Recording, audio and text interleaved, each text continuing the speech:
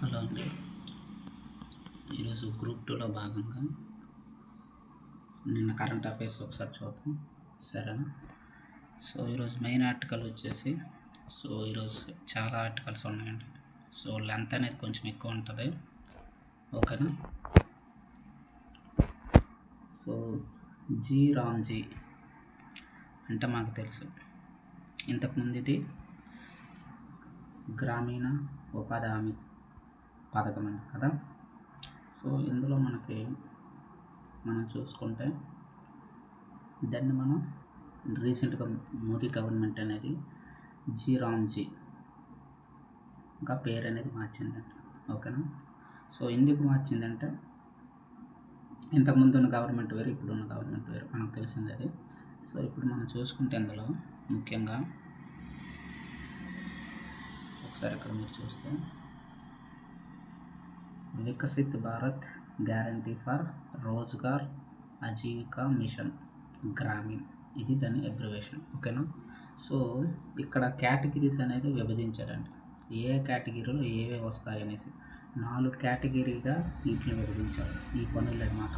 అందులో మనకు ముఖ్యంగా మనం చూసుకుంటే గ్రామీణ హామీ ఉపాధి పథకాన్ని ఇలా మార్చారు కదా.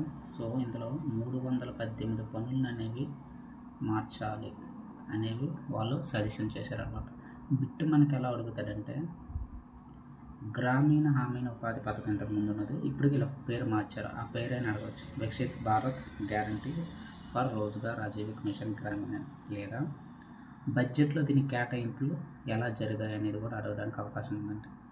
సో మనకు 26-27 బడ్జెట్లో చూసుకుంటే 2026-27 బడ్జెట్లో టోటల్గా ఈ గ్రామీణ హామీ ఉపాధి హామీ పథకం జీ రామ్జీకి దాదాపుగా 96,000 కోట్లు కేటాయించారండి. మన బడ్జెట్లో 96,000 కోట్లు అనేవి కేటాయించారు. ఇక్కడ మన ఆంధ్రప్రదేశ్ స్థానం ఎన్నో స్థానాన్ని ఆక్రమించింది ఈ బడ్జెట్లో భాగంగా అని అడుగుతాడండి. ప్రశ్న అనేది మనకి కేటాయింపులు వరుసగా అనేసి, మొదటిది బాగా గుర్తుంచుకోవాలండి, ఇవి మనకు చాలా ఇంపార్టెంట్. 1, 2, 3 మనం 3వ స్థానంలో ఉన్నామండి. నేను 2వ స్థానం గురించి చెప్తాను, మీరు కామెంట్ చేయండి మొదటి స్థానంలో ఎవరికి ఎక్కువగా కేటాయింపులు జరిగాయని, ఓకేనా?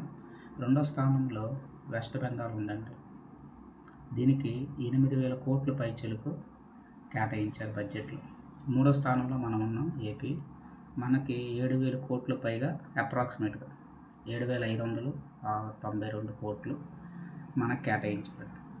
దీనికి ఇది కేంద్ర ప్రభుత్వం 60% ఇస్తుంది, రాష్ట్ర ప్రభుత్వం 40% అనేది మనం పెట్టుకోవాలి. సో మన వాటా కింద 5,400 పైచిలకు కోట్లు, అప్రాక్సిమేట్గా 5,400 కోట్లు అనేవి మనం దీనికి ప్రతిపాదన ఆల్రెడీ పెట్టేసాం, ఆమోదం కూడా పెట్టేసాం అనమాట, ఇచ్చేసాం. సో టోటల్ అంతా కేంద్రం నుంచి మనకి 7,500 కోట్లు, మనం రాష్ట్ర ప్రభుత్వం 5,400 కోట్లు, టోటల్గా మనకి అప్రాక్సిమేట్గా 12,900 కోట్లు. సో ఈ పథకానికి జీ రామ్జీ పథకానికి బడ్జెట్లో కేటాయింపులు ఎలా చేశారు అనేది పక్కా అడుగుతారండి, ఓకేనా? సో మనం వచ్చేసి 5,400 కోట్లు అప్రాక్సిమేట్లీ, అదే మన కేంద్రం వచ్చేసి 7,000 కోట్లు పైచలకు, టోటల్గా ఇద్దరు కలిసి 12,500 సంథింగ్ అండి, ఓకేనా? సో అప్రాక్సిమేట్ రఫ్ ఫిగర్ అడుగుతాడు ఎగ్జామ్స్లో, ఓకేనా? 12,500, 12,000 అలా అనమాట. సో ఇది దీని గురించి మనకి గ్రూప్ 2లో అడగడానికి అవకాశం ఉన్న బిట్ అండి, సరేనా? నెక్స్ట్ ఆర్టికల్లోకి ఒకసారి వెళ్దాం. ఇదిగోండి, అదే ఆర్టికల్ 4 కేటగిరీలో ఎన్ని పనులు కేటాయించారని అడుగుతారు, 318 పనులు, ఓకేనా? ఆ కేటగిరీలు ఏవేవని ఒకసారి చూసుకోండి. ఫస్ట్ జల సంరక్షణలో ఇది, గ్రామీణ మౌలిక సదుపాయాలు ఇది, జీవనోపాధిలో భాగంగా ఇది, విపత్తు నిర్వహణలో భాగంగా ఇది, 4 కేటగిరీలు అండి, ఓకేనా? జల సంరక్షణ అంటే ఇక్కడ ఏటేటి వస్తాయి, కాలువలు, చెక్ డ్యామ్లు, ఇవన్నీ కూడా వస్తాయి. So interlinked system in the earth అనమాట. సో లోవర్లో మనకి ఏవేవైతే ఉన్నాయో ఇది వాటర్ కదా, సో భూగర్భ జలాలను మనం పెంపుదల చేయాలన్నమాట. ఒకసారి మీకు ఐడియా ఉంటే సెల్ఫ్ డెవలప్మెంట్ గోల్స్లో భాగంగా 17 ఉన్నాయి కదా, సో వాటర్కి సంబంధించిన సెల్ఫ్ డెవలప్మెంట్ గోల్స్లో లక్ష్యాల్లో వాటర్కి సంబంధించినవి ఏవేవి ఉన్నాయో ఒకసారి నాకు కామెంట్ చేయండి, ఓకేనా. ఆల్రెడీ మనకు తెలుసు, ఫస్ట్ ఇది మనకి పేదరిక నిర్మూలన, రెండవది హంగర్ ఆకలిని నిర్మూలించడం, అలా అనమాట. 14 అడవులకు సంబంధించి, 15 సముద్రాలకు సంబంధించి, అలా మనకు 17 ఉన్నాయి. ఒకసారి మీరు కామెంట్లో పెట్టండి, సరేనా. ఇక్కడ మనకు బిట్ అనేది ఏంటంటే మెయిన్ ఇంపార్టెంట్. బిట్ ఎలా అడుగుతాడంటే మనం విత్ రెస్పెక్ట్ ఏపీ చూసుకోవాలి. ఏపీకి మనం ఎంత కేటాయించాం బడ్జెట్లో 5,000 పైచిలుకు కోట్లు, ఓకేనా. కేంద్రం ఎంత కేటాయించింది 7,000 పైచిలుకు కోట్లు, టోటల్గా ఎంత 12,000 కోట్లు కేటాయించాం. అదొక్కటే ఈ ఎంటైర్ ఆర్టికల్ మనం గుర్తుపెట్టుకోవాలి, సరేనా. సో నెక్స్ట్ దానికి వెళ్దాం. సో ఇది ఆల్రెడీ మనకు తెలిసిందే, ఈ ఆర్టికల్ జస్ట్ నార్మల్గా చూసుకుంటే సరిపోతుంది. ఎగ్జామ్ పాయింట్ ఆఫ్ వ్యూలో అయితే ఇది మనకి ఉపయోగపడదు. జస్ట్ డిజాస్టర్ మేనేజ్మెంట్ భాగంగా మనం ఇది చదువుకుంటామంట, ఓకేనా. లింకప్ అనేది, సబ్జెక్ట్ లింకప్ అనేది చాలా ఇంపార్టెంట్. డిజాస్టర్ మేనేజ్మెంట్ ఏ కేటగిరీలోకి వస్తుంది మనకి ఇది? మీరు బాగా అబ్జర్వ్ చేసుకుంటే సైన్స్ అండ్ టెక్నాలజీలో మనకి 75 మార్క్స్ ఇది ఒక భాగం, ఓకేనా. డిజాస్టర్ మేనేజ్మెంట్ యాక్ట్ ఎప్పుడు చేశారో ఒకసారి నాకు కామెంట్లో పెట్టండి, సరేనా. సో మనకు తెలుసు పర్యావరణ పరిరక్షణ చట్టం 1986, ఓకేనా. వన్యప్రాణుల సంరక్షణ చట్టం 1972, ఓకేనా. సో అలాగే ప్రాజెక్ట్ టైగర్ 1973, చాలా ఇంపార్టెంట్ అంటే ఇవన్నీ. సో గ్రాడ్యువల్గా మనం ఇవన్నీ డిస్కస్ చేద్దాం, సరేనా. జస్ట్ దీని అప్డేట్ ఏంటంటే ఆల్రెడీ కిందిటి ఇదే సమయానికి మనకి ఏం జరిగిందంటే వర్షాలు బాగా పడి, ఓకేనా, మన ఉద్యానవన పంటల హార్టికల్చర్ అనేది బాగా దెబ్బతిన్నదండి. సో దానికి 1,68,00,000 ప్రభుత్వం అనేది మంజూరు చేసింది. ఎంతమంది రైతులకి? 1,285 మంది రైతులకి. ఇదంత ఇంపార్టెంట్ కాదు, కానీ దీన్ని మనం ఎలా లింకప్ చేసుకోవాలంటే, ఓకేనా, జాతీయ విపత్తు నిర్వహణ సంస్థ ఎక్కడ ఉంది ఫస్ట్ పాయింట్. అలాగే దాని గురించి మన ప్రభుత్వం ఏమైనా సంరక్షణ చర్యలు తీసుకుందా, ఓకేనా. ఇటువంటి మనం దీనికి లింకప్ చేసుకుంటూ చదువుకోవాలి, సరేనా. ఇదంతకు ఇంపార్టెంట్ కాదు. సో ఈ ఆర్టికల్ ఒకసారి చూడండి. జియోకి సంబంధించి జియో ఏం చేసిందంటే ఆల్రెడీ దానికి ఇప్పుడు లార్జెస్ట్ అన్ని సెక్టార్లో కూడా జియో అనేది ఉందంట. ఆల్రెడీ మనకు తెలిసి ఇది టెలికాం రంగంలో విప్లవాత్మకమైన మార్పులు అయితే దీని నుంచి వస్తున్నాయి, ఆల్రెడీ చేసింది. సో ఇప్పుడు దీని కాన్సన్ట్రేషన్ ఎక్కడ ఉందంటే స్పేస్ పైన మనకి ఉందంట. ఇది ఎర్త్ అనుకుంటే ఇది మనకి లోవర్ ఎర్త్ ఆర్బిట్, ఓకేనండి. నేనేం చేస్తానంటే ఇక్కడ ఉన్నది నేను చెప్పనండి, దీనికి లింకప్గా బ్యాక్గ్రౌండ్ చెప్తూ మనకి ఏ బిట్ ఇస్తాడు అది మాత్రమే చెప్తాను, ఓకేనా. మనకు కావాల్సింది ఫైనల్గా ఎండ్ ఆఫ్ ద ఎగ్జామ్లో మనకి బిట్ రావాలి. సో అది మాత్రం నేను చెప్తాను, సరేనా. సో ఇక్కడ మీరు అబ్జర్వ్ చేసుకుంటే జియో వాడు ఏం చేస్తున్నాడంటే బిఫోర్ మూవింగ్ టు జియో మనం ఏం చేద్దామంటే జస్ట్ చిన్న బేసిక్స్ మనం తెలుసుకున్నాం. ఇది మనకి ఎర్త్ అంట. సో ఇది ఎల్యూ అంటే లోవర్ ఎర్త్ ఆర్బిట్, అంటే భూమి నుంచి పైకి, భూమి నుంచి స్పేస్లో మనకి 0 to 2,000, ఓకేనా, 2,000 కిలోమీటర్స్ మనకి ఇదంతా కూడా ఏమవుతుందంటే ఎల్ఈఓ అవుతుందండి, ఓకేనా. 2,000 to 35,000 కిలోమీటర్స్, ఓకేనా. 2,000 to 35,000 kilometres medium earth orbit MEO, ఓకేనా. నెక్స్ట్ 35,000 to అబవ్ మనకి జియో స్టేషనరీ ఎర్త్ ఆర్బిట్, ఓకేనా. 35,000 to అబవ్. సో ఇక్కడ జియో వాడు ఏం చేస్తున్నాడంటే మీరు ఇక్కడ ఒకసారి అబ్జర్వ్ చేస్తే చూడండి, జియో వాడు ఏం చేస్తున్నాడంటే ఇక్కడ వాడు శాటిలైట్ మీద ఇప్పుడు కాన్సన్ట్రేషన్ చేస్తున్నాడు. Satellite broadband like space X, Elon Musk ఎలాగైతే టోటల్గా ఎంటైర్ ఎర్త్ని ఎలాగైతే వాడు హ్యాండిల్ చేస్తున్నాడు శాటిలైట్లో ఉపయోగించి. సేమ్ ఇతను కూడా ఆ రంగంలో అడుగు పెడుతున్నాడు అనమాట, శాటిలైట్ బ్రాడ్బ్యాండ్. సో దీంతో ఏం చేస్తున్నాడంటే ఈయన కూడా ఆ రంగంలో అడుగుపెట్టి ఏం చేస్తున్నాడంటే లోవర్ ఎర్త్ ఆర్బిట్లో ఓకేనా కొన్ని ఉపగ్రహాలు అనేవి పంపిస్తారండి వీళ్ళకి సంబంధించినటువంటి సంస్థ. ఓకేనా ఈ ఉపగ్రహాలు ఏం చేస్తాయంటే లోవర్ ఎర్త్ ఆర్బిట్ అంటే మనం ఎంత అనుకున్నాం 2000 కిలోమీటర్స్ అనమాట. సో దీని ద్వారా బ్రాడ్బ్యాండ్ సేవలు అనేవి ఇంకా విస్తరిస్తాడనమాట. ఈయన యొక్క ప్రణాళిక అది. సో ఇంతవరకు ఈయన ఏం చేశాడంటే ఓన్లీ భూమి పైన మాత్రమే కేబుల్స్ని మనకి ఆప్టికల్ ఫైబర్స్ని బిల్డ్ చేసి అలాగే దానికి కావలసినటువంటి ట్రాన్స్మిటర్ రిసీవర్ని ఇక్కడ ప్లేస్ చేసి సో మనకి కమ్యూనికేషన్ జరిపి ఇంతవరకు సేవల్ని విస్తరిస్తున్నాడు.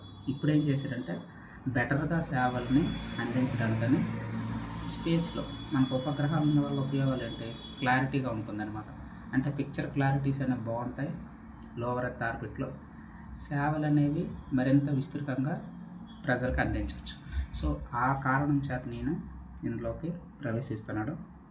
సో ఇక్కడ మీరు అబ్జర్వ్ చేస్తే 650 కిలోమీటర్ల ఎత్తులో ఓకేనా ఈ శాటిలైట్స్ అనేవి ప్రయోగిస్తున్నాడు అనమాట. సో ఇవి డైరెక్ట్గా ఏం చేస్తాయంటే డైరెక్ట్ టు డివైస్. సో డైరెక్ట్గా మనకు సేవలు అనేవి అందిస్తున్నాయి అన్నమాట. ఇక్కడ మనకి ఇది పేపర్ 2లో భాగంగా సైన్స్ అండ్ టెక్నాలజీ కింద వెళ్ళిపోతుంది. ఈ కాన్సెప్ట్ అనేది మనం లింకప్ చేసుకుంటూ చదువుకోవాలన్నమాట. దీనికి కొన్ని అనుమతులు అనేవి మనం తీసుకోవాలి. మన భారతదేశం సంస్థలు కొన్ని ఉన్నాయి, వాటి నుంచి అనుమతులు మనం తీసుకోవాలన్నమాట. మన భారతదేశానికి ఇక్కడ అనుమతులు తీసుకోవాల్సింది ఏంటి Indian national space promotion and authorisation centre IN space. దీని నుంచి మనం అనుమతులు అనేవి తీసుకోవాలన్నమాట. ఎవరైనా ఒక భౌగోళిక పరిధిలో వాటి యొక్క ఆపరేటింగ్ ఎవరైనా చేయాలంటే ఆ భౌగోళిక పరిధిలో ఉండేటటువంటి దేశం యొక్క పర్మిషన్స్ అనేవి తీసుకోవాలి, సరేనా. సో అందులో భాగంగానే Indian national space promotion and authorisation centre ఓకేనా. దీనికి ఆల్రెడీ ప్రతిపాదన అయితే సమర్పించేసింది. సో మనకి ఆబ్వియస్గా వీలైతే ఈ ప్రాజెక్ట్ అయితే టేక్ ఓవర్ చేయొచ్చు వితిన్ నెక్స్ట్ 2-3 మంత్స్లో ఓకేనా. మీకు కానీ తెలిసి ఉంటే ఒకసారి కామెంట్ చేయండి. Indian national space promotion and authorisation centre ఎక్కడ ఉంది ఓకేనా. పక్కా ఈ బిట్ అడుగుతాడండి మనం. సో ఇటువంటి లింకప్ చేసుకుంటూ మనం చదవాలన్నమాట ఓకేనా. ఇది చాలా ఇంపార్టెంట్ ఆర్టికల్. సో ఈ ఆర్టికల్ చాలా ఇంపార్టెంట్ అండి. ఇదేం చేస్తుందంటే ప్రతి ఇయర్ కూడా మనకి కాగ్ అనేది ఒకటి ఉంటుంది, మనకు తెలుసు, కంట్రోలర్ అండ్ ఆడిటర్ జనరల్ ఓకేనా.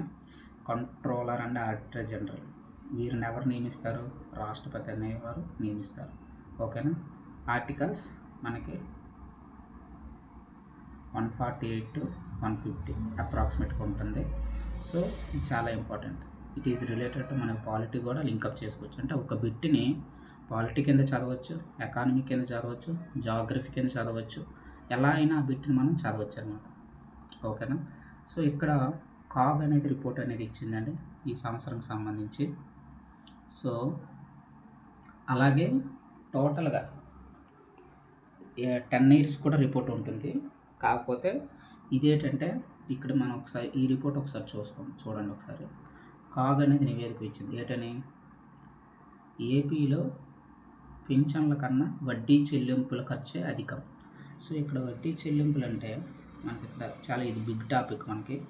ఒకసారి మీకు ఏమైనా డౌట్ ఉంటే కామెంట్ చేయండి. ఈ సెక్షన్ అనేది మనం ఒకసారి సపరేట్గా ఒక డిస్కస్ చేద్దాం. ఏంటంటే ఎవ్రీ ఇయర్ మనకు తెలుసు బడ్జెట్ అనేది ప్రవేశపెడతాం ఓకేనా. సో ఆ బడ్జెట్లో ఇప్పుడు ఏంటంటే వడ్డీ చెల్లింపుల ఖర్చు అధికమన్నమాట. ఇప్పుడు ఒక రాష్ట్రం కానీ ఒక దేశం కానీ మనకి సక్రమంగా ఆర్థిక వృద్ధిలో పరిగెట్టాలంటే మనం ఏం చేయాలంటే మనకు వచ్చే సోర్సెస్ సరిపోవండి. మనకు వచ్చే సోర్సెస్ అంటే రాజ్యానికి వచ్చే సోర్సెస్ ఏంటి, పన్నుల నుంచి వసూలు చేస్తాం, పన్నేతర రాబడులు కూడా ఉంటాయి, పన్నులు ఉంటాయి, అలాగైనా ఇప్పుడైతే జిఎస్టీ ఓకేనా, జిఎస్టీ కూడా ఉంటుంది. వీటి నుంచి మనకి ప్రభుత్వం అనేది రాబడి అనేది సృష్టించుకుంటుంది. వీటితో పాటు మూలధన రాబడులు కూడా ఉంటుందన్నమాట. ఓకేనా. అంటే ఏంటి, అలాగే ఇంకో దాని అదర్ సెక్యూరిటీస్, మన దగ్గర ఉన్న గవర్నమెంట్ సెక్యూరిటీస్ ఏవైతే ఉంటాయో వాటిని తాకట్టు పెట్టి మనం కూడా అప్పులు అనేవి తెచ్చుకుంటాం. ఓకేనా. అయితే మనకున్న 100 రూపాయల్లో మీరు అబ్జర్వ్ చేస్తే ఏమవుతుందంటే వడ్డీ చెల్లింపులకే ఖర్చు అనేది ఎక్కువ అవుతుంది. సో మన రాష్ట్రానికి అప్పులు ఉంటాయి కదా, ఆ అప్పులు తీర్చడానికే ఎక్కువ అనేది చెల్లింపులు అనేవి అవుతున్నాయి అని చెప్తున్నారు ఇక్కడ. అలాగే గత 10 ఏళ్లలో చేయబదులు తీసుకున్న రాష్ట్రాల్లో ఏపీ ఒకటి. చేయబదులు అంటే అర్థం ఏంటంటే మనకి అంటే రోజువారీ ఖర్చుల కింద అనమాట. రోజువారీ ఖర్చులు కూడా మనం మెయింటైన్ చేయలేకపోతున్నాం. అంటే ప్రతిదానికి కూడా ఓవర్ డ్రాఫ్టింగ్ ఫెసిలిటీస్కి వెళ్తున్నాం. ప్రతి నెల కూడా మనకి ఆర్బీఐ నుంచి, ఓకేనా, ఆర్బీఐ ఓపెన్ మార్కెట్ అనేది ప్రవేశపెడుతుందండి ప్రతి మంత్ కూడా. సో అందులో మనం ఎవ్రీ మంత్ పాల్గొని మన యొక్క గవర్నమెంట్ ఉన్న సెక్యూరిటీస్ని వాళ్ళ దగ్గర పెట్టి మనం అనేది అప్పు అనేది తెచ్చుకుంటున్నాం అనమాట. ఓకేనా. దీనికి కూడా ఒక పర్టికులర్ లిమిట్ అనేది ఉంటుంది, ఎఫ్ఆర్బిఎం లిమిట్. ఓకేనా. ఎఫ్ఆర్బిఎం లిమిట్ ప్రకారమే ఆర్బీఐ కూడా రాష్ట్రాలకు అనేది ఇస్తుంది అనమాట. సో ఇక్కడ ప్రతి పదము కూడా మనకు ఇంపార్టెంట్. ఓకేనా. నెక్స్ట్, ప్రజా రుణంలో 27% మూలధన వ్యయంగా ఖర్చు. ఇది కొంచెం పర్వాలేదు. ఏంటంటే ఇది మూలధన వ్యయంగా ఖర్చు పెడతాను. మూలధన వ్యయం అంటే ఏంటి, ఇన్ఫ్రాస్ట్రక్చర్ అనమాట. అంటే ఏంటి, రోడ్లు బాగు చేయడం, ఓకేనా, మౌలిక వసతులు అనమాట. ఇవన్నీ కూడా మౌలిక వసతులకు పెడుతున్నాం. రోడ్లు, రైల్వేస్, కనెక్టివిటీస్, ఓకేనా, అలాగే అన్నిటికీ అనమాట. పోర్ట్ డెవలప్మెంట్స్, విమానాశ్రయాలు కట్టడానికి. సో ఇవి చేయడం వల్ల ఏమవుతుంది, ఫర్ ఎగ్జాంపుల్ మనం ఒక రోడ్డు వేసాం.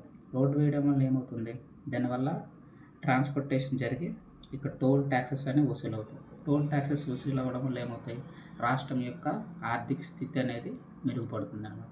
అలాగే పోర్ట్ కనెక్టివిటీ, మనం ఇంపోర్ట్స్ ఎక్స్పోర్ట్స్ చేస్తాం, ఎగుమతులు దిగుమతులు, దీని ద్వారా కూడా లాభార్జన చేయొచ్చు. సో ఒక్కసారి కనుక మనం పెట్టుబడి పెట్టిస్తే సో 10 to 20 years మనం దీని నుంచి రాబడి అనేది పొందవచ్చు. ఇది దీని యొక్క టార్గెట్ అనమాట. సో ఇది కొంచెం పర్వాలేదు. 27% మనం మూలధన వ్యయంగా ఖర్చు చేస్తాను. ఇది కొంచెం మంచి విషయం. 10 ఏళ్ల తీరులోనే 24-25 చూసుకుంటారు. ఓకేనా. ఇలాగే జరుగుతుందండి అని ఎవరు చెప్పారు, కాగ్ అనేది చెప్పింది. ఓకేనా. ఇక్కడ మీరు అబ్జర్వ్ చేస్తే దేశంలో అన్ని రాష్ట్రాలు కూడా గత 10 ఏళ్ళలో ఏం చేసాయంటే 131% అనమాట ఖర్చు పెరిగిపోయాయి. మనకు వచ్చింది 100 అయితే 131 ఖర్చు అవుతుంది. అంటే ఎక్కువ దానికే పోతుంది అనమాట. 131 మైనస్లో ఉంది. ఓకేనా. Revenue deficit, fiscal deficit, primary deficit, 3 డెఫిసిట్లు అనేవి ఉంటాయండి మనకి. ఓకేనా. Revenue deficit, fiscal deficit, primary deficit. Revenue deficit అంటే ఏంటంటే రాష్ట్రం ఏదైతే రెవెన్యూ ఎక్స్పెండిచర్ మైనస్ మనకు వచ్చేది అనమాట. రాష్ట్రం ఎంత ఖర్చు పెడుతుంది, రాష్ట్రానికి ఎలా వస్తుంది, రెవెన్యూ రిసిప్ట్స్. ఓకేనా. Revenue expenditure minus revenue receipts, ఇది మనకి ఆర్డి. ఎఫ్డి అంటే ఏంటంటే ఫిస్కల్ డెఫిసిట్. ఓకేనా. ఇదేం చేస్తుంది, దీనికి ఎఫ్డి అంటే ఏంటంటే మనకు మూలధన మన రాబడులను వ్యయం అనేది తీసేయాలంట. ఓకేనా. వాటి లెక్కలో కలపకూడదు అనమాట. అది దానికి ఫార్ములా, ఫిక్స్డ్ డెఫిసిట్ ఫార్ములా. ఓకేనా. ప్రైమరీ డెఫిసిట్ అంటే ఫిజికల్ డెఫిసిట్లో నుంచి మనం తీయాలి. ఇది చాలా పెద్ద ప్రాసెస్ ఉంటుంది. మీకు ఏమైనా డౌట్స్ ఉంటే చెప్పండి, దీనికి సపరేట్గా మనం కాన్సెప్ట్ అనేది డిస్కస్ చేద్దాం. ఓకేనా. ఫైనల్గా మనకి ఏంటంటే రెవెన్యూ డెఫిసిట్ ఏం చేస్తుందంటే, బిట్ ఎలా అడుగుతాడంటే, రెవెన్యూ డెఫిసిట్ మనకి ఏం తెలియజేస్తుందంటే, రెవెన్యూ డెఫిసిట్ ఉంది అని అంటే దాని అర్థం ఏంటంటే రాష్ట్రము రోజువారీ ఖర్చులను కూడా బ్యాలెన్స్ చేయలేకపోతుంది అని అర్థం. ఓకేనా. అదే ఫిస్కల్ డెఫిసిట్, ఓకేనా, రెవెన్యూ డెఫిసిట్, ఓకేనా, రెవెన్యూ లోటు అంటాం. ఫిస్కల్ డెఫిసిట్ విత్త లోటు, కోస లోటు అని అంటాం. ఫిస్కల్ డెఫిసిట్ ఉంది అంటే దాని అర్థం ఏంటంటే ఇంతవరకు తీసుకున్న ఒక రాష్ట్రం ఇంతవరకు తీసుకుంటున్న అప్పుల గురించి తెలియజేస్తుంది అనమాట. ఓకేనా. లోటు ఉంటుంది, అది ఫిస్కల్ డెఫిసిట్ అంటాం. ఇది ఈ రెండింటి మధ్యన డిఫరెన్స్ అండి. ఓకేనా. సో అయితే ఇప్పుడు మనం చూసుకుంటే దేశంలో అన్ని రాష్ట్రాల్లో 131 పెరిగాయి, బాగానే ఉంది. 14-15లో రాష్ట్రాల యొక్క ఇక్కడ మీరు చూసుకోండి ఎన్ని లక్షల కోట్లు ఖర్చు చేశారు, 22 లక్షలు. అదే ఇప్పుడు చూసుకున్నాం అనుకో, గత ఫైనాన్షియల్ ఇయర్ 24-25 చూసుకుంటే మీరు బాగా అబ్జర్వ్ చేయండి. 24-25 చూసుకుంటే దీనికి డబల్ అవుతుంది, 20 డబల్ అవుతుంది, 40. ఓకేనా, 40 నుంచి 50 అవుతుంది మనకి. ఓకేనా, అది నేను ఇక్కడ పెట్టలేదు, ఎనీవే నేను ఇక్కడ ఎక్స్ప్లెయిన్ చేస్తాను. సో ఇది 2014-15కి సంబంధించింది 22 లక్షల కోట్లు. ఇప్పుడు ఎంత ఉంది అంటే రాష్ట్రాలు ఎంత అప్ చేసాయంటే 24-25 సంవత్సరాలు మనకి 53 లక్షల కోట్ల దాకా వెళ్ళిపోయింది, 53 లక్షల కోట్లు. ఇది దాని ఉద్దేశం అనమాట. ఓకేనా, చూడండి నెక్స్ట్ ఆర్టికల్ ఇక్కడ ఉంది మనకి. చూడండి 51 లక్షల కోట్లు అనమాట. ఇందులో జీతాలు, అప్పులపైన వడ్డీ చెల్లింపులకి, పెన్షన్లకే ఎక్కువ ఖర్చు చేస్తాను అన్నమాట. ఇది మంచి పద్ధతి కాదు. ఎందుకు, దీని నుంచి మనకి ఏమైనా ఉత్పత్తి అవుతుందా, అవ్వదు. పోనీ ఏమైనా సేవ వస్తుందా, రాదు. ఉత్పత్తి లేదు, సేవ లేదు అంటే ఈ డబ్బు అంతా ఉపయోగం ఉండదు అనమాట. అఫ్కోర్స్ వీళ్ళు ఖర్చు పెడతారు అనుకోండి, మళ్ళీ మనకి వాళ్ళు ఖర్చు పెట్టే దాని మీద ప్రతి దాని మీద పన్నులు ఉంటాయి, మళ్ళీ అది రాష్ట్రానికే వెళ్తుంది. కానీ ఇక్కడ ఉత్పత్తి జరగలేదు, సేవ కూడా జరగలేదు. కాబట్టి ఇది మనకి కాలిక్యులేషన్లో ఉండదు అనమాట. జీడిపిలో మనకి కాలిక్యులేషన్లో ఇది మనం తీసుకోము. ఓకేనా, అది ఇక్కడ మెయిన్ పాయింట్. సో ఇప్పుడు మనం చూసుకుంటే మన ఏపీ గురించి వద్దాం. ఓకేనా, ఇక్కడ మీరు అబ్జర్వ్ చేస్తే 24-25 ఆర్థిక సంవత్సరంలో, ఇక్కడ 24-25 ఆర్థిక సంవత్సరంలో జీతాల ఖర్చుల కోసం ఖర్చు ఎంత పెడుతున్నాం, మొత్తం ఖర్చులో 32-42. ఓకేనా, 32-42 ఖర్చు చేసిన రాష్ట్రాల్లో ఏపీ ఉంది. ఇలాంటివి ఎన్ని ఉన్నాయి, 5 ఉన్నాయి. అంటే మనకు వచ్చింది 100 రూపాయలు అనుకుంటే అందులో 42 రూపాయలు ఏమవుతుంది, ఈ జీతాలకి ఈ పెన్షన్లకే ఖర్చు అవుతుంది. సేమ్ కేంద్రం కూడా అలాగే ఉంటుంది, కేంద్ర బడ్జెట్ కూడా అలాగే ఉంటుంది. ఓకేనా, అందరి జీతాలు ఉంటాయి, అందరికి పెన్షన్లు ఇవ్వాలి, ఎవరైతే ఉద్యోగులు రిటైర్ అయి ఉంటారో వాళ్ళందరికీ. సో దేశం పరిస్థితి అలాగా ఉంది, రాష్ట్రం పరిస్థితి కూడా అలాగే ఉంది. సో అది మనకు మెయిన్ ఇంపార్టెంట్. ఈ ఆర్టికల్ నుంచి అది మనం చూసుకుంటే సరిపోతుంది. అది ఎకానమీకి లింకప్ చేసుకోవచ్చు. ఇక్కడ ఇంకొక ఆర్టికల్. సో స్థానిక సంస్థల ఎన్నిక ఆల్రెడీ టైం అయిపోయింది, ఇంకా ఎన్నికలు అనేవి మనకి ఇంకా పెట్టలేదు స్థానిక సంస్థల గురించి. సో ఇక్కడ స్థానిక సంస్థల గురించి అడుగుతున్నాడు. ఓకేనా, ఎవరు అయితే ఇక్కడ మనకు చూసుకుంటే అడ్వకేట్ జనరల్లో ప్రస్తుతం ఎవరు ఉన్నారు, దమ్మలపాటి శ్రీనివాసరావు. ఓకేనా, ఈయన హైకోర్టుకి చెప్పారనమాట, ఏమని, ఆల్రెడీ మేము రెడీగానే ఉన్నామండి, స్థానిక ఎన్నికలు నిర్వహించడానికి త్వరలో సిద్ధంగా ఉన్నాం, ప్రభుత్వం అయితే సిద్ధంగానే ఉంది అని హైకోర్టుకి అయితే ఈయన చెప్పాడనమాట. ఎందుకు మీరు ఇంకా ఎలక్షన్స్ జరపలేదంటే, ప్రస్తుతం ఆల్రెడీ కుటుంబ సర్వే అయితే పూర్తి అయిపోయింది. ఓకేనా అని చెప్పారనమాట. శుక్రవారం నుంచి 2 రోజులు గ్రామ సభలు ముందుంచుతాం, వాటి నుంచి ఏవైనా అర్జీలు వస్తే అర్జీలు స్వీకరించి నెక్స్ట్ మేము నోటిఫికేషన్ ఇవ్వడానికి సిద్ధంగా ఉన్నాం అని ఈయన హైకోర్టుకు తెలియజేశారనమాట.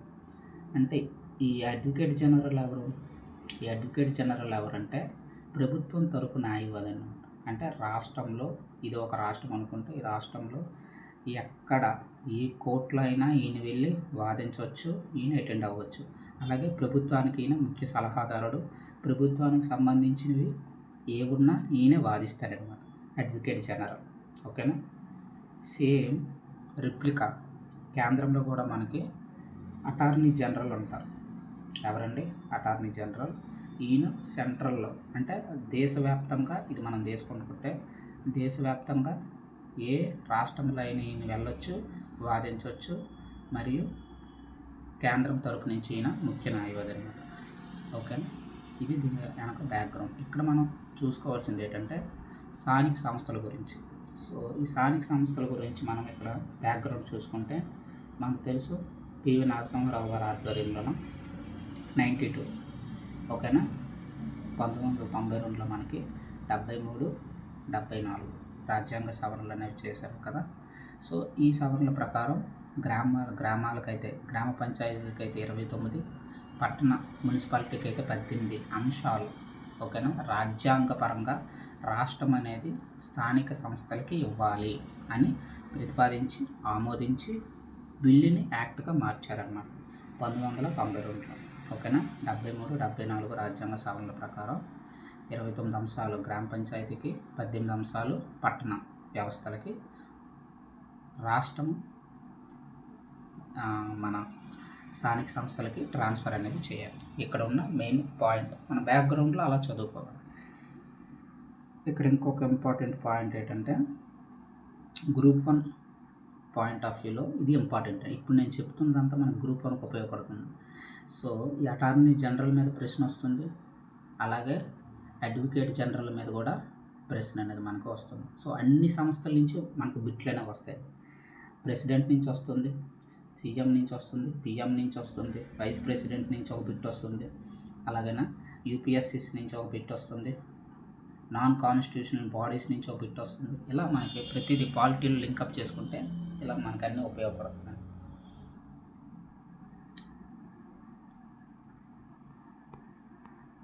నెక్స్ట్ ఆర్టికల్ ఒకసారి వెళ్దాం.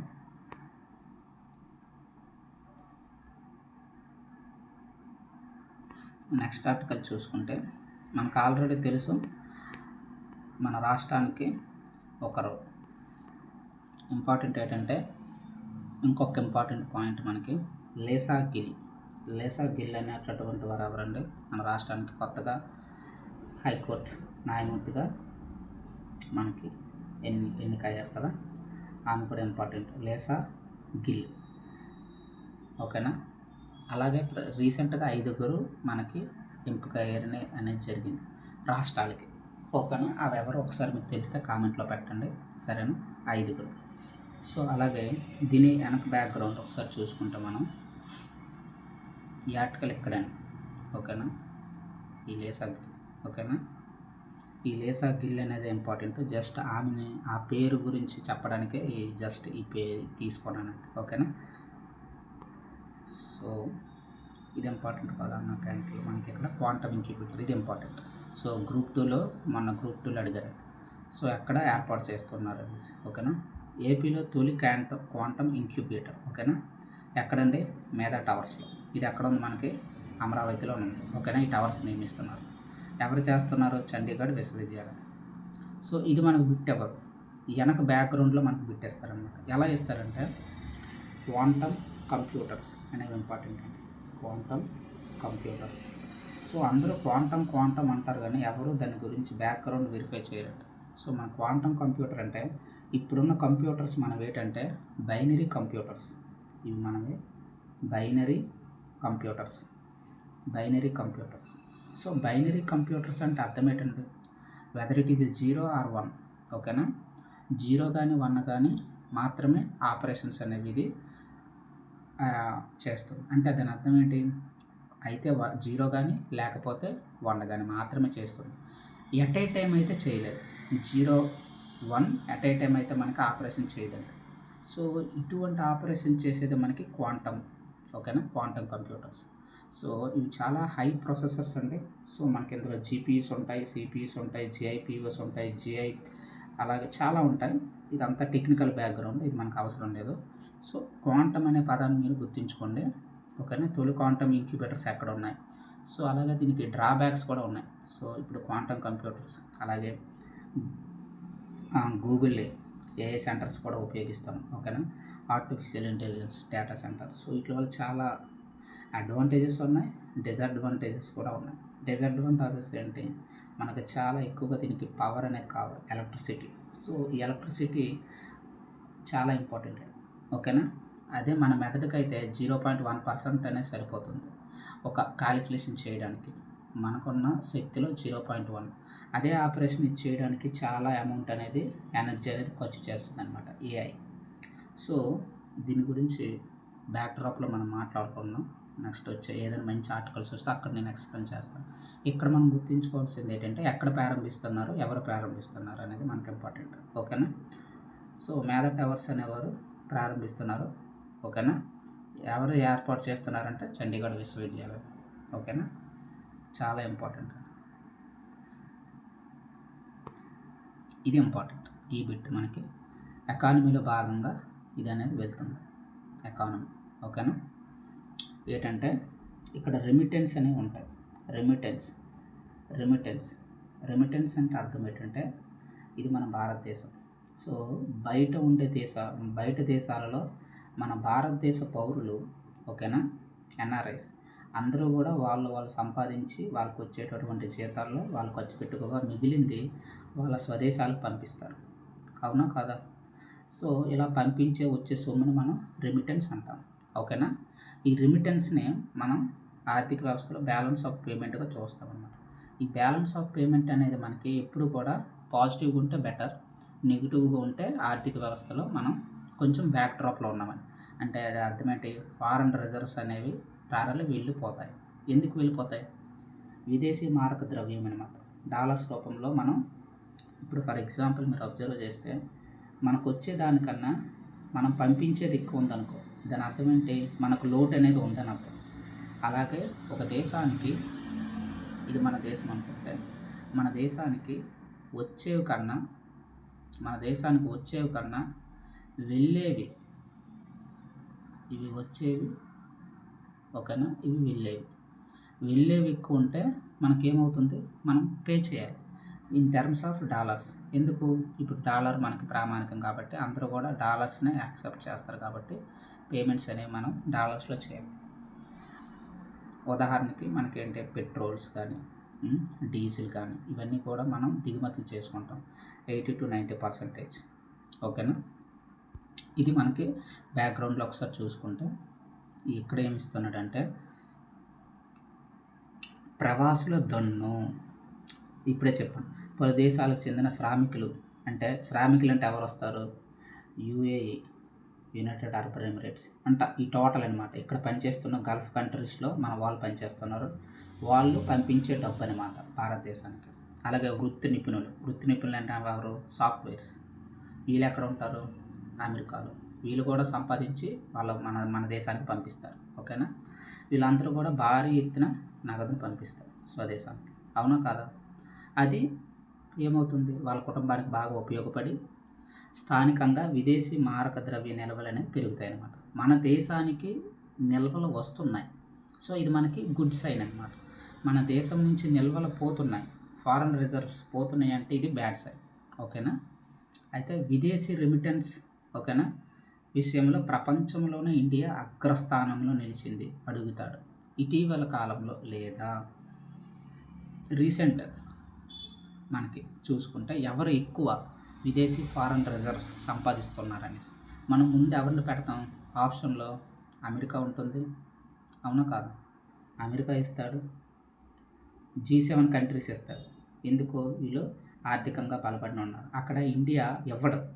మనకు ఇక్కడ బిట్టు ఏబిసిడి అని ఇచ్చి ఇండియా అంతలో ఇవ్వకుండా ఏబిసి అని ఇచ్చి నన్ ఆఫ్ ద అబవ్ అని ఇస్తాడు. ఏ బిట్టు, A America, B Russia, C China అంటాడు. 3 బాగా అభివృద్ధి చెందిన దేశాలు. 4ది నన్ ఆఫ్ ది అబవ్ అంటాడు. సబ్జెక్ట్ ఇక్కడ తెలిసినోడు మాత్రమే ఈ బిట్ని ఆన్సర్ చేస్తాడనమాట. అంటే పేపర్ టఫ్ చేయాలంటే ఇటువంటి ప్రశ్నలు అడుగుతాడు. ఓకేనా. ఎవరు ముందంజలో ఉన్నారు? భారతీయులు ముందంజలో ఉన్నారు. ఓకేనా. మీరు బాగా అబ్జర్వ్ చేయండి. ఇదిగోండి, ఇండియా 13,767 కోట్లు మనకు రెమిటెన్స్. ఓకేనా. విదేశాల నుంచి మన భారతీయులు పంపిస్తున్నారనమాట మన స్వదేశానికి. ఓకేనా. So important. తర్వాత మెక్సికో ఉన్నారు, ఫిలిపీన్స్ ఉన్నారు. ఇవన్నీ మనకు అనవసరం. మన మెయిన్ ఇంపార్టెన్స్ ఇండియా. ఓకేనా. చాలా ఇంపార్టెంట్. నెక్స్ట్ దానికి వెళ్దాం. మాటకు కట్టుబడతారా? ఇది చాలా ఇంపార్టెంట్ అండి. బ్యాక్గ్రౌండ్లో మనం దీన్ని దేనికి చదువుకోవాలంటే G7 దేశాలకి గురించి సంబంధించింది. రీసెంట్గా మనకి సైన్ అయితే చేశారు. దేనికి ఆల్రెడీ రీసెంట్ వార్ అయితే జరిగింది కదా మన అమెరికాకి, ఇరాన్, ఇజ్రాయిల్స్. ఓకేనా. అమెరికా, ఇజ్రాయిల్ కలిపి ఒకటి, ఇరాన్ ఒకటి, 2 క్వాడ్స్గా విడిపోయి ఆల్రెడీ ఇదంతా మనకు రీసెంట్ ఇష్యూ. గత 3-4 months నుంచి జరుగుతుంది. సో దీనికి ఫైనల్గా మనకి శాంతి ఒప్పందం అయితే జరిగింది. సో దాని గురించి ఇక్కడ డిస్కషన్ చేశారు, కానీ ఇది పెద్దగా మనకు ఉపయోగపడదు. ఎందుకంటే పాజిటివ్ సైన్ అయితే ఏమీ లేదు. ఇండియా ప్రాధాన్యం కూడా ఇందులో మనకి పెద్దగా లేదు. సో మనకి ఈ ఆర్టికల్ అంతగా మనకు ఉపయోగపడదు. అంటే ఏది చదవాలి, ఏది అడుగుతాడు. G7లో లేని దేశాలు ఏమిటని అడుగుతాడు. మనకు అది బ్యాక్గ్రౌండ్లో చూసుకుంటే సరిపోతుంది. ఇది ఇంపార్టెంట్ మన ఏపీకి సంబంధించి. ఓకేనా? అయితే ఏపీకి సంబంధించింది ఏం చేశారంటే,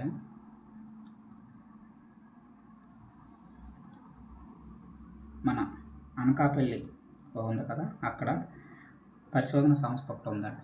ఓకేనా? వ్యవసాయ పరిశోధన సంస్థ శాస్త్రవేత్తలు వాళ్ళు ఒక 2 కొత్త వంగడాలని సృష్టించారు. ఇది అడుగుతాడు మనం. ఏంటంటే అది చెరుకు సంబంధించి. ఓకేనా? చెరకుకు సంబంధించి కొత్త వంగడాలని వాళ్ళు అభివృద్ధి చేశారు. మీరు జస్ట్ అలా వింటే సరిపోతుంది. ఇది ఓకేనా? జస్ట్ అలా మీరు ఏదో జస్ట్ అలా వింటే మీకు సరిపోతుంది. అందులో ఏంటంటే 2006A223 ఇది అశ్విని రకం చెరుకు తోట. ఇది ఎలా చేస్తారంటే, మనకి ఇది సైన్స్ అండ్ టెక్నాలజీలోకి వెళ్ళిపోతుంది. ఇది సైన్స్ అండ్ టెక్నాలజీలోకి అడుగుతారు. ఎందుకంటే మనకి థర్డ్ యూనిట్ దీనికి సంబంధించింది, టెక్నాలజీస్కి సంబంధించింది అన్నమాట. దాన్ని మనం జీవరాశుల్లో ఉపయోగించామనుకో అది బయోటెక్నాలజీ అవుతుంది. మొక్కల్లో ఉపయోగించే ఫైటో అంటాం. అలా అనమాట. జంతువులను ఉపయోగించి మనం టెక్నాలజీ డెవలప్మెంట్ చేసామనుకో జూకి వెళ్ళిపోతుంది, జువాలజీ. అలా మనకి వెళ్ళిపోతుంది. ఇక్కడ ఏం అడిగాడంటే, మీరు అబ్జర్వ్ చేస్తే 2 కొత్తగా రూపొందించారు. అవి మనం ఒకసారి చూద్దాం. ఓకేనా? అనకాపల్లి ప్రాంతీయ వ్యవసాయ పరిశోధన కేంద్రం ఇంపార్టెంట్. ఓకేనా? 2 కొత్త చెరుకు వంగడాలు. ఓకేనా? చాలా ఇంపార్టెంట్. ఎవరు? అనకాపల్లి ప్రాంతీయ వ్యవసాయ పరిశోధన కేంద్రం. ఓకేనా? అవి ఏంటి అని అడుగుతారు. ఇదొకటి. ఓకేనా? 2006A223 ఇది అశ్విని రకం చెరుకు. ఓకేనా? ఇది ఏం చేస్తుందంటే ప్రకృతికి తట్టుకోగలదండి. ఏవైనా ఎండ ఎక్కువ ఉన్నా తట్టుకోగలదు, తక్కువ ఉన్నా తట్టుకోగలదు. అలాగే మనకి జీవ వైవిధ్యంలో ప్రముఖమైన పాత్ర పోషిస్తుంది. అలాగే నీటి ఎద్దడి కూడా తట్టుకోగలదు. నీరు లేకపోయినా ఇది బతకగలదు అనమాట. అటువంటి మొక్కలు మనకు కావాలి. సో అలాగే చీడ, పురుగులు, పేడ ఇవన్నీ ఉంటుందన్నమాట. అంటే ఏవైనా తెగుళ్ళు వచ్చినా ఇది తట్టుకోగలదనమాట. బేసిక్గా మనకి చెరుకుకి బాగా అబ్జర్వ్ చేస్తే మనకి ఆకులు చూసినా, చెరుకు గడ్డ చూసినా లోన ఎర్రకు ఉంటుంది. సో ఆ ఎర్రకుళ్ళు తెగుళ్ళు రాకుండా ఉండడానికి మరియు వాటిని తట్టుకునేలా డిజైన్ చేశారండి ఈ అశ్విని రకాన్ని. 2006A223. ఓకేనా? ఇది ఒక వంగడం. మీరు అబ్జర్వ్ చేస్తే రెండింటిని కలిపి చేశారనమాట. అంటే దీని అర్థం ఏంటి? సంకరకారం చేశారు. ఇదొకటి. ఈ రెండింటిని ఉపయోగించి కొత్త వంగడాన్ని మనం సృష్టించామన్నమాట. ఓకేనా? దీన్ని టెక్నాలజీ అంటాం. ఓకేనా? దాని యొక్క ఉపయోగాలు ఏంటంటే మీరు బాగా అబ్జర్వ్ చేయండి. నార్మల్గా 10 నెలల్లోనే ఇది వచ్చేస్తుంది కాపుకి. 1 హెక్టార్కి 2 టన్నుల దిగుబడి అయితే మనకు వస్తుంది. సరేనా? అదే బాగా అబ్జర్వ్ చేస్తే దాని నుంచి పంచదార ఎంత వస్తుంది, బెల్లం ఎంత తెయ్యొచ్చు. ఓకేనా? ఇది మనకి ఇంతకుముందు మనం చాలా ఓడం. మీరు వ్యవసాయం కానీ చేస్తుంటే మనకి భరణి అనే రకం ఉంటుంది. ఈ వ్యవసాయానికి ప్రత్యామ్నాయంగా ఇది మనం వాడవచ్చు ఇప్పుడున్న అశ్విని. ఓకేనా? ఇది ఒక వంగడం. ఇంకొక వంగడం మనం అబ్జర్వ్ చేస్తే, ఓకేనా, ఇది ఒక వంగడం. ఓకేనా? ఇది ఒక బుద్ధ రకం చెరుకు తోట. ఓకేనా? ఇది మీరు ఒకసారి చూసుకోండి, చాలా ఇంపార్టెంట్. ఇది కూడా జాతీయ స్థాయిలో చూసుకుంటే మనకి, ఓకేనా, ఈ చెరుకు ఇంపార్టెంట్. సరేనా? సేమ్ ఇది కూడా 10 నెలల్లో మనకు వస్తుంది. ఓకేనా? ఇదేం చేశారంటే బాగా అబ్జర్వ్ చేయండి. ఇది 69 రకాలని బాగా పరిశోధన చేసి వాటిని సంకలనం చేసి దాని నుంచి దీన్ని తయారు చేశారనమాట. ఎన్నో ఏళ్ళుగా ఇది చూడండి, 69 రకాలంటే 1-2 సంవత్సరాల్లో మనకి పరిశోధన అనేది అవ్వదండి. ఓకేనా? దాన్ని ప్రయోగిస్తాము. ఇంక్యుబేషన్ పీరియడ్ ఉంటుంది, ట్రాన్స్మిషన్ పీరియడ్ ఉంటుంది, అప్లికేషన్ పీరియడ్ ఉంటుంది. సో ఇప్పుడు మనం అబ్జర్వ్ చేస్తే 12 ఏళ్ళుగా పరిశోధన జరిపి మనకి ఇప్పటికీ ఫైనల్గా దీన్ని జాతీయ స్థాయిలో విడుదల చేశారు. సరేనా? దీని బ్యాక్గ్రౌండ్ ఒకసారి మనకి ఇంపార్టెంట్. అలాగే ఇది ఎంత ఇస్తుంది? 130. ఓకేనా? దిగుబడి అయితే హెక్టార్కి పంచదార 17, బెల్లం 15 టన్స్ అయితే వస్తుంది దీని నుంచి ఈ చెరువు. ఓకేనా, ఈ పర్టికులర్ చెరువు.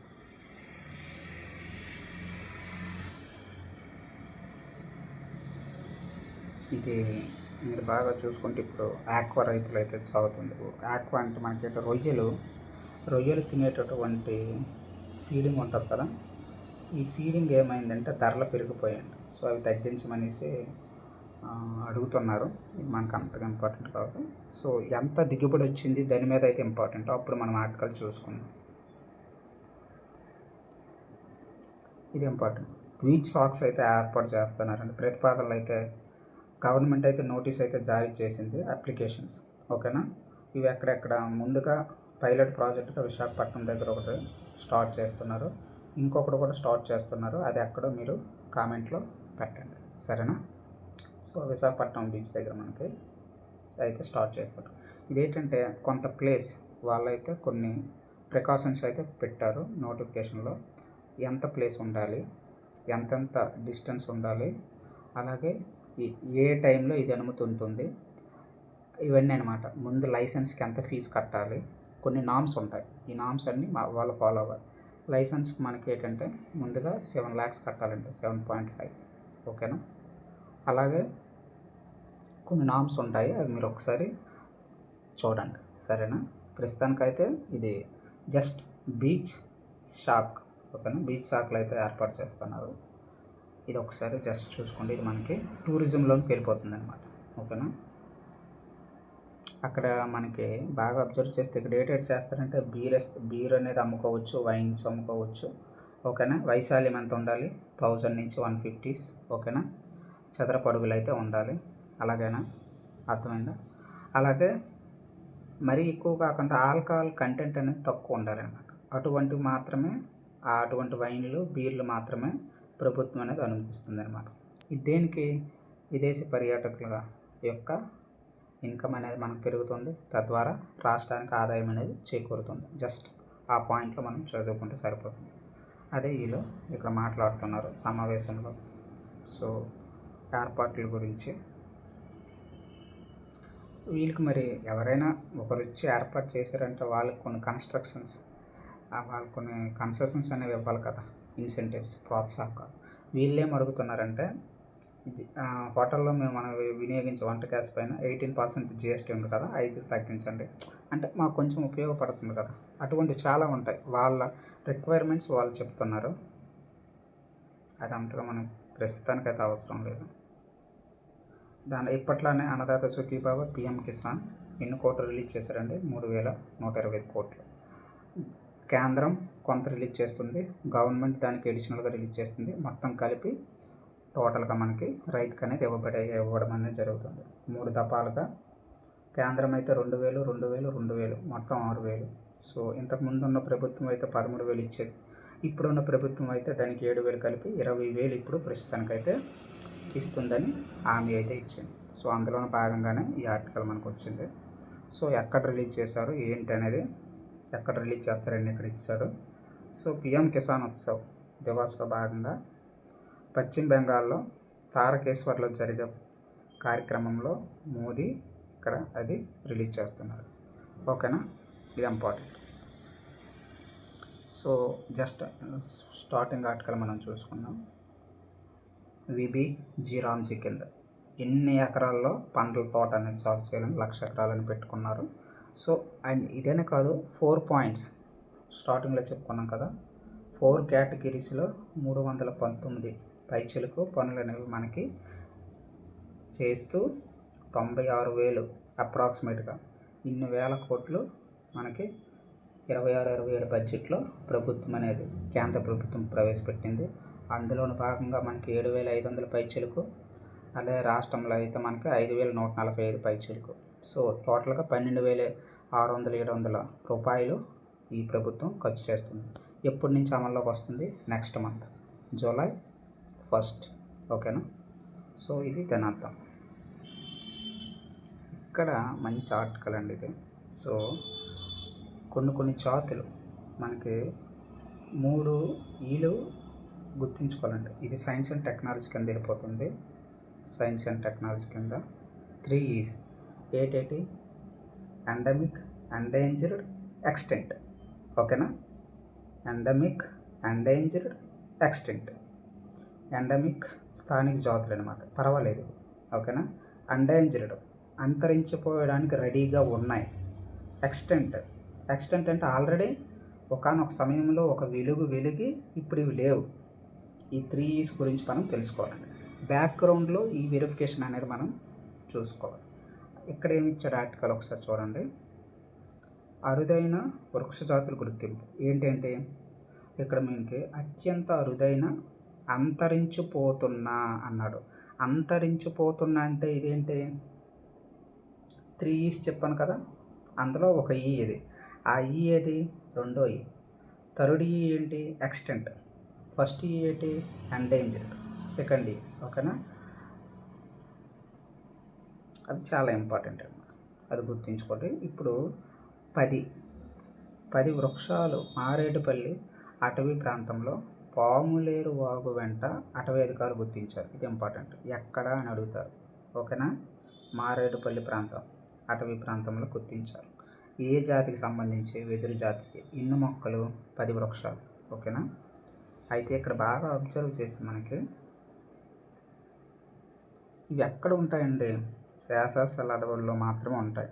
ఓకేనా, వాటిని సైకస్ సేసా చలనస్ లంచిన్స్ అంటాం. ఇది చాలా ఇంపార్టెంట్, వాటి యొక్క నామం అనమాట, శాస్త్రీయ నామం చాలా ఇంపార్టెంట్.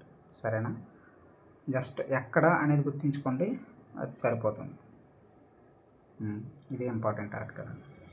సో ఇక్కడ జూలై 3 కల్లా గ్రీనింగ్ సొసైటీ ఏంటంటే దానికి ఏంటిది, పర్యావరణంలో భాగంగా వెళ్ళిపోతుంది.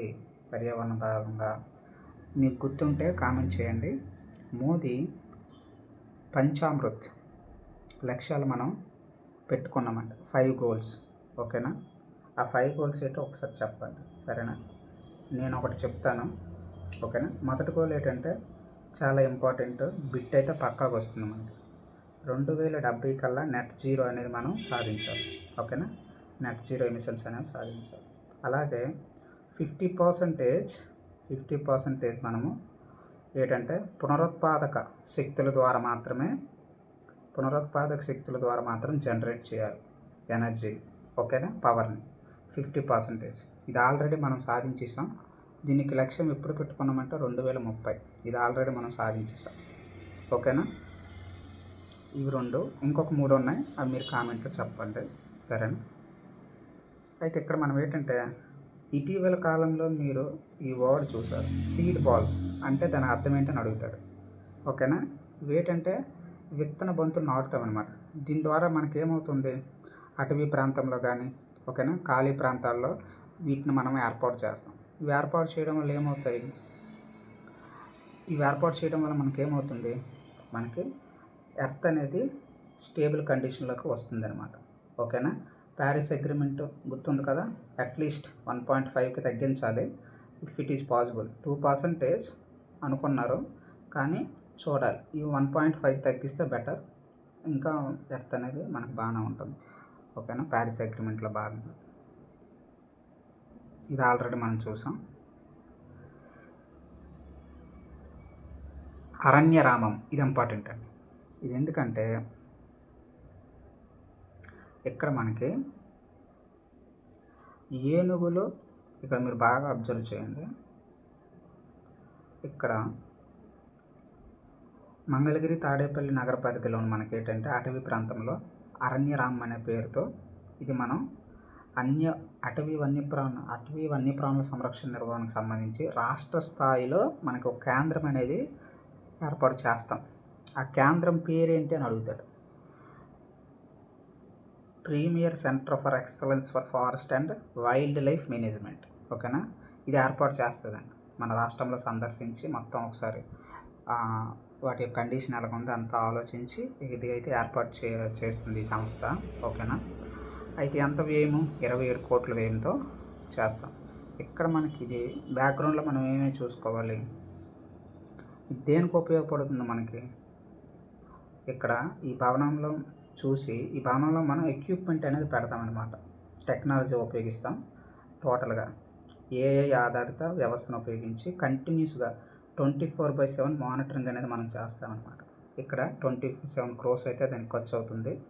మానవ వన్యప్రాణి సంఘర్షణ నివారణ కేంద్రం, అలాగే forest fire command control centre, అలాగే స్టేట్ టైగర్ మానిటరింగ్ సెంటర్లు ఇక్కడే ఉంటాయి. ఇవి చేయడం వల్ల మనకి ఏమవుతాయంటే, ఇది మన రాష్ట్రం. ఈ రాష్ట్రంలో ఒక రాష్ట్రం నుంచి ఇంకో రాష్ట్రంలోనికి ఏవైనా వన్యప్రాణి జంతువులు మూవ్ అయినా వాటిని మొబిలైజేషన్ ఎలా చేస్తాం అనేది వీటి గురించి ఇక్కడి నుంచి మనం అబ్జర్వ్ చేస్తాం అన్నమాట. అలాగే వీటితో పాటు మనకి ఇటు చిత్తూరు, పార్వతీపురం, మన్యం ఇది బాగా అబ్జర్వ్ చేస్తే ఈ 3 ఇంపార్టెంట్. ఇక్కడే మనకి ఎక్కువ ఉంటుంది. అటవీ కేంద్రాలు, అటవులు అనేవి ఎక్కువగా ఉన్నాయన్నమాట. ఓకేనా. అందుకని ఇది మనం ఓపెన్ అయితే చేస్తారు, ఇంకా ఏర్పాటు చేయలేదు, చేస్తుంది ఇక ఈ మేనేజ్మెంట్ అనేది సంస్థ అనేది. దానికి 27 కోట్లు ఖర్చు అవుతుంది. ఎక్కడ, ఎప్పుడు, ఏమిటి, ఎలా, ఓకేనా. ఇవి గుర్తుంచుకోండి. ఎక్కడ, తాడేపల్లి. ఏంటి, premier centre for excellence for forest and wildlife management ఏర్పాటు చేస్తారు.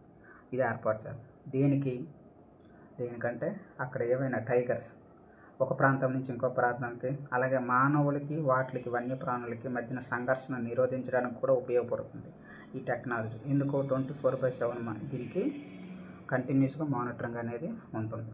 ఓకేనా. రీసెంట్గా పవన్ కళ్యాణ్ గారు ఒక ప్రాజెక్ట్ని అయితే లాంచ్ చేశారంట, హనుమాన్. ఓకేనా. హనుమాన్ దేనికి అనేది కామెంట్లో నాకు చెప్పండి, సరేనా.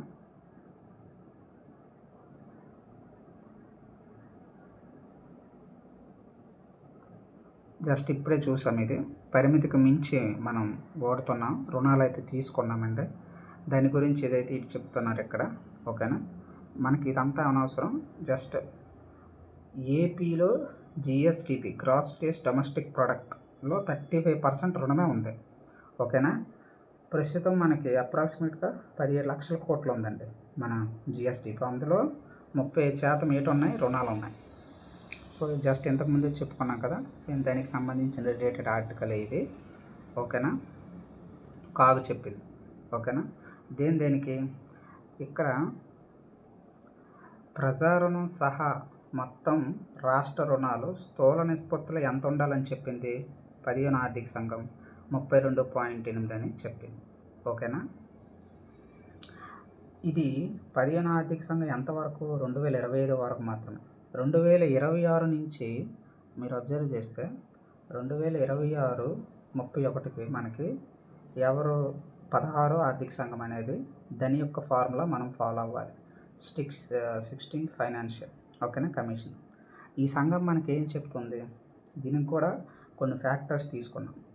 సేమ్ 15th ఎలా అయితే ఉందో అవే ఫ్యాక్టర్స్ కొత్తగా ఇంకోటి మనం యాడ్ చేసాం. అదేంటో మీరు కామెంట్లో చెప్పండి. ఈ 16th ఫైనాన్షియల్ 1 పారామీటర్ యాడ్ చేసింది అనమాట. ఆ పారామీటర్ ఏంటో చెప్పండి, సరేనా. ఈ 16th ఫైనాన్షియల్ కమిషన్ ఎవరు మనకు తెలుసు, ఈయన అరవింద్ పనగారి, సరేనా. సో రాష్ట్రాలకి అలాగే ఈ 16th ఫైనాన్స్ కమిషన్ దేని గురించి ఏర్పాటు చేస్తారు మనకి, రాష్ట్రానికి, కేంద్రానికి రాష్ట్రానికి మధ్య పన్నుల గురించి, పన్నులు ఎలా బదిలీ చేయాలి అనే దాని గురించి కమిషన్ మనకి ఎవ్రీ 5 ఇయర్స్కి ఏర్పాటు అనేది మనకి జరుగుతుంది. ఎవ్రీ 5 ఇయర్స్కి ఏర్పాటు ఎవరు చేస్తారు, రాష్ట్రపతి చేస్తారు, సరేనా. నెక్స్ట్ ఆర్టికల్ ఒకసారి చూద్దాం. సో ఇక్కడ మనకి న్యాయశాఖ గురించిది ఈ ఆర్టికల్ వెళ్ళిపోతుంది. పాలిటీలో కేంద్రం అలాగే బీసీఐ స్పందన కోరిందనమాట. ఎవరు, సుప్రీంకోర్టు. ఏంటి బీసీఐ అంటే ఎవరు, bar council of India. So ఏంటంటే ఇక్కడ మనకి న్యాయ వ్యవస్థలో కూడా అక్రమాలకు తావు ఉన్నది కాబట్టి ఎవరెవరైతే బార్ కౌన్సిల్ ఆఫ్ ఇండియాలో ఉన్నారో వాళ్ళందరూ కూడా ఒక యూనిక్ ఐడెంటిటీ కానీ ప్రొవైడ్ చేస్తే మనం ఏం చేయొచ్చు అంటే ఫేక్ హ్యూమన్ బీయింగ్స్ మనం అరికట్టచ్చు అనమాట. ఓకేనా. ఇక్కడ మీరు అబ్జర్వ్ చేస్తే ఇక్కడ చూడండి, బార్ కౌన్సిల్ ఆఫ్ ఇండియా అలాగే నమోదైన ప్రతి న్యాయవాదికి ఒక యూనిక్ జాతీయ అడ్వకేట్ గుర్తింపు అందించాలి. ప్రతి ఒక్కరికి ఒక యూనిక్ ఐడెంటిఫికేషన్ ఉంటే ఏమవుతుంది, నకిలీ న్యాయవాదులు అనేవారు తగ్గుతారు. అందుకని ఈ సుప్రీంకోర్టు అనేది కోరిందనమాట. మనకి ఇప్పుడు ఎలాగైతే ఆధార్ కార్డు ఉందో, ఓకేనా, 12 డిజిట్స్ నెంబర్, ఇది ఏం చేస్తుంది, బాగా కేంద్రానికి రాష్ట్రాలకి బాగా ఉపయోగపడుతుంది. సంక్షేమ పథకాలను అందించడంలోనూ త్వరితగతిన వస్తు సేవలను అందించడంలో కూడా బాగా ఉపయోగపడుతుంది అనమాట. సో అదేవిధంగా న్యాయవాదులకు కూడా ఉంటే బాగుంటుంది అని సుప్రీంకోర్టు అనేది ఎవరెవరు కోరింది, కేంద్రానికి, బార్ కౌన్సిల్ ఆఫ్ ఇండియాకి కోరింది అనమాట. సరేనా, ఇది ఆర్టికల్ అండి. స్వర్గతుల్యమైన అడవులను సంరక్షించాలి ఎప్పుడు చెప్తుంటుంది సుప్రీంకోర్టు. ప్రతి టర్మ్ అనేది ఇంపార్టెంట్ అండి మనకు. సుప్రీంకోర్టు ఏది ఇచ్చినా ఆ పాయింట్ ఆఫ్ వ్యూ మనం మాట్లాడుకోవాలి. దాని వెనక బ్యాక్గ్రౌండ్ ఉన్న చట్టాల గురించి తెలుసుకోవాలి.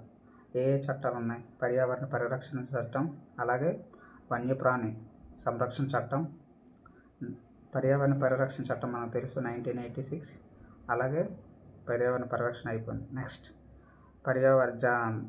వన్యప్రాణి సంరక్షణ చట్టం 1972, అలాగే ప్రాజెక్ట్ టైగర్ ఎప్పుడు ప్రారంభించాం 1973.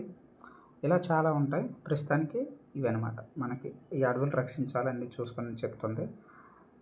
ఏ డేట్ అనేది ఒకసారి ఇక్కడ మనం చూస్తే, ఇక్కడ ఎక్కువ అడవులు ఎక్కడ ఉంటాయి మనకి ఆల్రెడీ తెలుసు.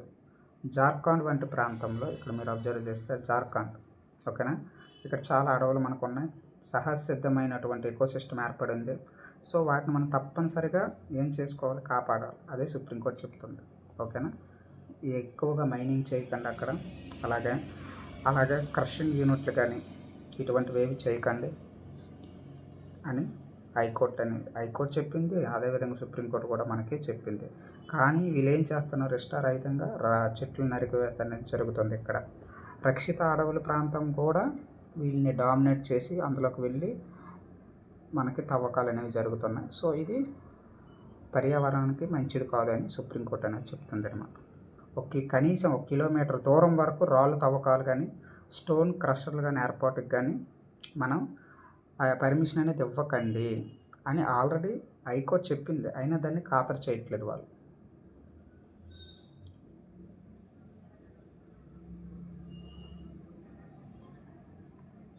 ఇది ఇంపార్టెంట్. ఇక్కడ మనం చూసుకుంటే ఏడిఆర్ సంస్థ అనేది చెప్పిందండి. ఏంటంటే మనకి association for democratic reforms, ADR, association for democratic reforms, ఇది ఒక రిపోర్ట్ ఇచ్చింది ఈ సంస్థ. ఏమని, మహిళలకు ప్రాతినిధ్యం అంతగా లేదు, 10% ఉన్నది అని ఈ రిపోర్ట్ అనేది ఇచ్చింది. ఈవెన్ పార్లమెంట్లో అయితేనేమి, రాష్ట్ర శాసనసభలు అయితేనేమి అంతగా లేదు అని మన ఈ ఆర్టికల్ చెప్తుంది.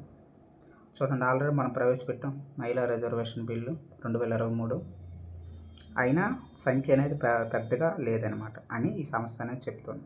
ఏంటి, ప్రతి 10 మంది అభ్యర్థుల్లో ఒక్కరు మాత్రమే మనకు మహిళ ఉన్నారని చెప్తుంది అనమాట. ఓకేనా, మీరు బాగా అబ్జర్వ్ చేస్తే చూడండి, 2023 నుంచి ఏ ఎన్నికలు జరిగినా అందులో ఇంతమంది పోటీ చేస్తే అందులో లేడీస్ 10% ఉన్నారు పోటీలో. ఓకేనా, అదేవిధంగా మీరు ఇక్కడ లోక్సభలో మనకి ఎంతమంది ఉమెన్ పర్సంటేజ్ ఉంది, అలాగే ఇక్కడ ఏపీలో అసెంబ్లీలో ఎంత పర్సంటేజ్ ఉందో నాకు కామెంట్లో పెట్టండి, సరేనా. చాలా ఇంపార్టెంట్ ఇది.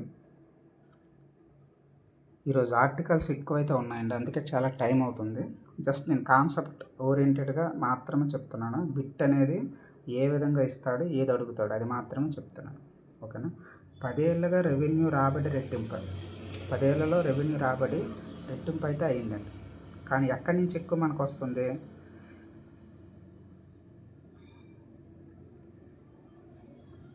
మనకైతే అంతగా లేదండి. రెవెన్యూ రాబడి రెట్టింపు అయితే లేదు.